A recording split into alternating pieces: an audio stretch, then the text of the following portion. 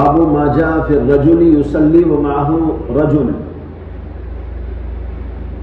صفوں کی ترتیب کا بیان چل رہا ہے۔ اسی سلسلے میں امام ترمذی نے یہ باب قائم کیا ہے، باب ما جاء فی الرجل یصلی۔ یہ باب اس بارے میں ہے کہ ایک آدمی نماز پڑھتا ہے، ومعہ رجل، اور اس کے ساتھ ایک ہی ایک آدمی، کل دو آدمی، دو آدمیوں کی جماعت کیسے کھڑا ہونا چاہیے، اس کے بارے میں حدیث ہے ابن عباس رضی اللہ عنہ سے۔ انہوں نے کہا صلیت مع النبی صلی اللہ علیہ وسلم ذات لیلۃ فقمت عن یسارہ فاخذ رسول اللہ صلی اللہ علیہ وسلم براسی من ورائی فجعلنی عن یمینی۔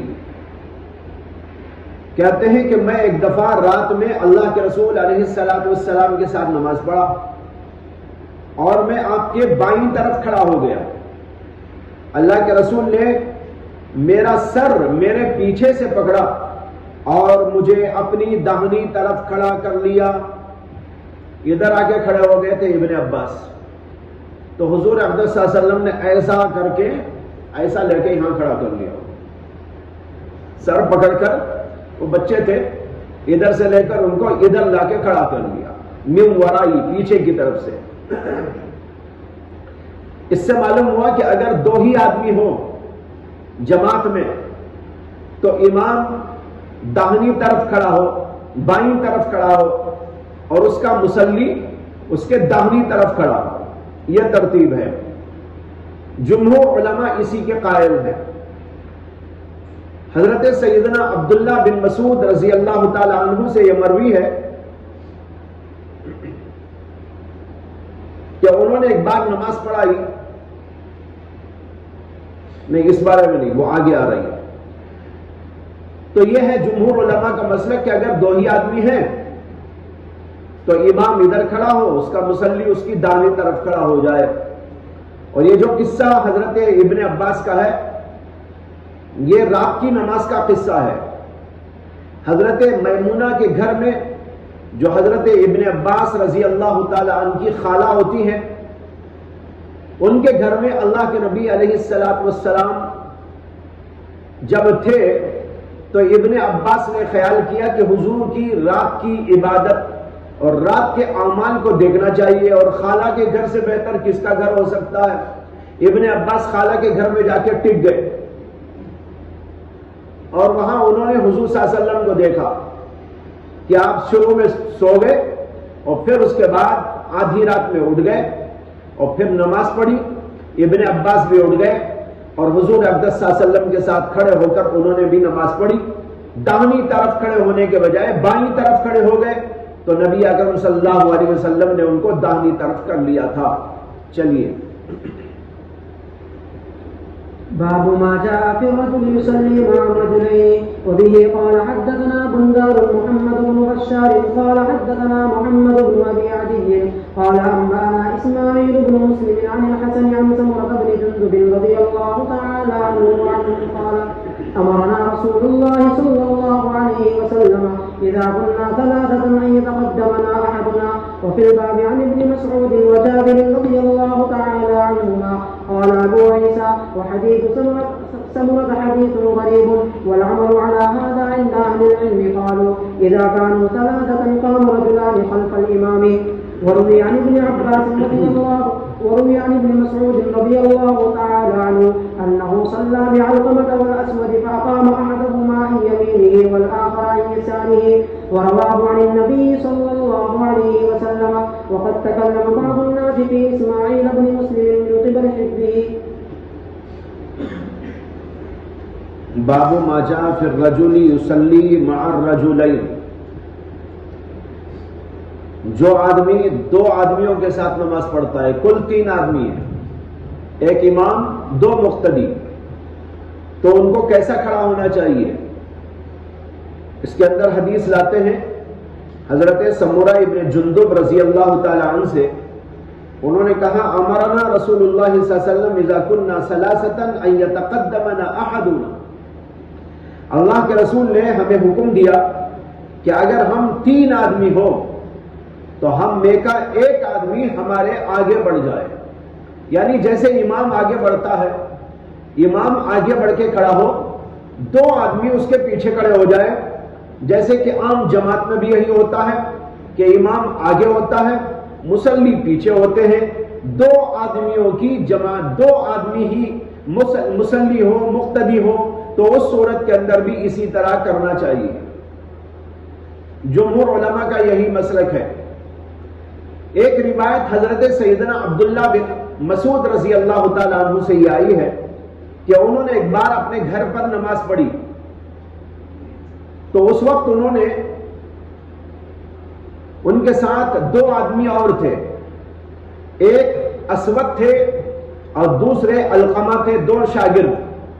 تو حضرت عبداللہ بن مسعود نے ایک کو داہنی طرف کھڑا کر لیا، ایک کو بائیں طرف کھڑا کر لیا، اور بیچ میں حضرت عبداللہ بن مسعود تھے اور انہوں نے نماز پڑھی۔ یہ حضرت عبداللہ بن مسعود کا عمل ہے، سامنے نہیں گئے بلکہ بیچ میں، ادھر ایک آدمی، بیچ میں حضرت عبداللہ بن مسعود کھڑے ہو گئے۔ بعض علماء کہتے ہیں کہ شاید اللہ کے نبی علیہ السلام کی یہ بات ان تک نہیں پہنچی ہوگی، جس میں یہ ہے کہ اللہ کے نبی نے ہمیں حکم دیا اذا كنا ثلاثه ان يتقدمنا احدنا، شاید یہ حدیث ان تک نہیں پہنچی، اس لیے کہ کسی دور میں اس طرح بھی ہوتا تھا کہ اگر 3 ہی آدمی ہوتے تھے تو بیچ میں امام اور دائیں اور بائیں 2 مصلی کھڑے ہوتے تھے، 2 مقتدی کھڑے ہوتے تھے۔ تو شاید یہ حدیث جو اس حدیث کی ناسخ ہے وہ حضرت عبداللہ بن مسعود کو نہیں پہنچی، اس لیے انہوں نے اسی پرانے طریقے پر نماز پڑھی۔ لیکن علامہ انور شاہ کشمیری رحمت اللہ علیہ کہتے ہیں کہ یہ بات بہت بعید ہے کہ حضرت سیدنا عبداللہ بن مسعود جیسی بحر علوم کو یہ حدیث نہ پہنچی ہو، اس لیے امکان زیادہ اسی کا ہے کہ حدیث ان تک پہنچ گئی۔ اب سوال پیدا ہوتا ہے کہ جب حدیث پہنچ گئی تھی تو پھر انہوں نے اس طرح کیوں کیا؟ اس کا جواب شاہ صاحب نے یہ دیا ہے کہ ہو سکتا ہے کہ گھر میں تنگی ہو اور اتنا بڑا گھر نہ ہو کہ اس طرح سب بنائے کہ سامنے امام کھڑا ہو جائے اور پیچھے مقتدی کھڑے ہو۔ چنانچہ بعض وقت ایسا ہوتا ہے کہ گھر تنگ ہوتا ہے، اس کے اندر ایک آدمی آگے اور دوسرے لوگ پیچھے کھڑے ہونے کی جگہ نہیں ہوتی، جگہ نہ ہونے کی وجہ سے یہ حضرت عبداللہ بن مسعود کا عمل صادر ہوا کہ انہوں نے دائیں بائیں کھڑا کر لیا، اس لیے کہ وہاں پر اس طرح سب بنانے کی گنجائش موجود نہیں تھی۔ واللہ تعالی اعلم۔ امام ترمذی کہتے ہیں وفی الباب عن ابن مسعود وجابر قال ابو عیسیٰ حدیث سمرہ حدیث حسن والعمل على هذا عند بعض اهل العلم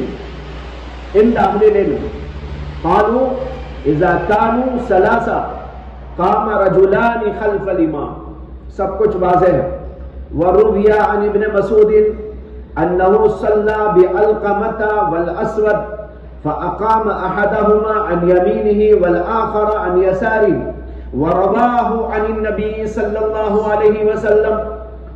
ابن مسعود رضی اللہ عنہ نے ایک بار نماز پڑھائی علقمہ کو اور اسود کو، فاقام احدهما، اور ان میں سے ایک کو کھڑا کر لیا اپنی داہنی طرف اور دوسرے کو کھڑا کر لیا اپنی بائیں طرف، اور فرمایا کہ یہ رسول اللہ صلی اللہ علیہ وسلم کا عمل ہے۔ رواہ عن النبی صلی اللہ علیہ وسلم، روایتوں سے معلوم ہوتا ہے کہ پہلے ایسے ہی ہوتا تھا کہ اگر صرف 3 آدمی ہو، امام بیچ میں کھڑا ہو اور دائیں اور بائیں 2 مقتدی کھڑے ہو جائے، یہ اللہ کے رسول صلی اللہ علیہ وسلم سے ثابت ہے۔ اسی کو انہوں نے روایت کیا کہ حضور نے ایسا کیا تھا یا ایسا حکم فرمایا تھا۔ اب وہ جو حدیث ہے امرنا رسول اللہ صلی اللہ علیہ وسلم اذا كنا ثلاثه ان يتقدمنا احدنا، یہ باقی حدیث ہے، یہ ناسخ ہے، اب بعض علماء تو کہتے ہیں کہ یہ حدیث ان کو نہیں پہنچی، لیکن دوسرے علماء کہتے ہیں پہنچی ہوگی، لیکن وہاں موقع اور سچویشن ایسا نہیں تھا کہ ایک آدمی آگے بڑھتا اور دو مصلی پیچھے کھڑے ہوتے، اتنا بڑا گھر موجود نہیں تھا، اس لیے عبداللہ بن مسعود نے مجبوراً اس طرح نماز پڑھائی۔